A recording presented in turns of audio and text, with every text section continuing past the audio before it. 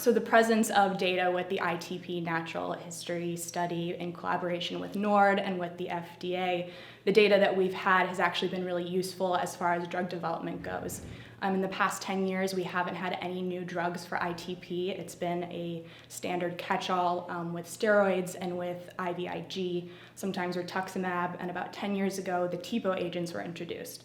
In the past 14 months, we've had 2 new drugs that were approved by the FDA, I think part because of the lack of data that it showed that there weren't enough treatments for patients that really treated them in the way that they needed to be treated with individualized and personalized medicine.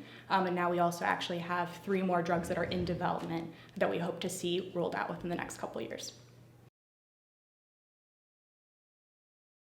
So with the ITP Natural History Study Patient Registry in collaboration with NORD and with the FDA, we found that there is a huge presence of data and even more data that needs to be addressed.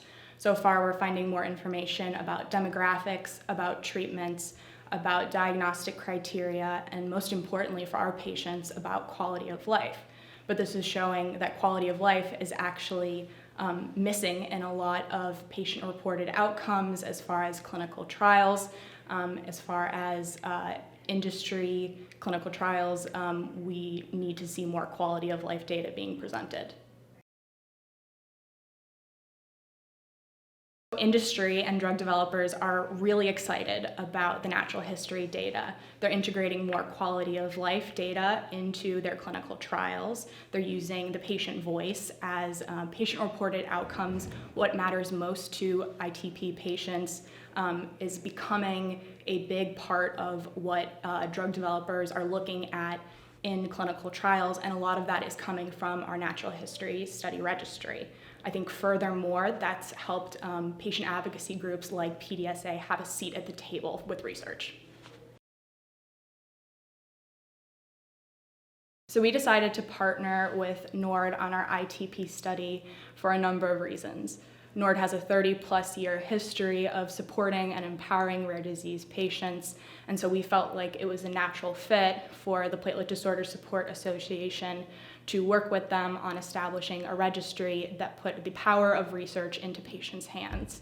By putting the power into patient advocacy groups' hands, we were able to create our own patient-reported outcomes that mattered most to ITP patients. We also felt that it was important for NORD to be able to look at different rare diseases and the data that other rare disease organizations were inputting into their own registries in order to create an aggregate 360-degree view of what the rare disease community looks like.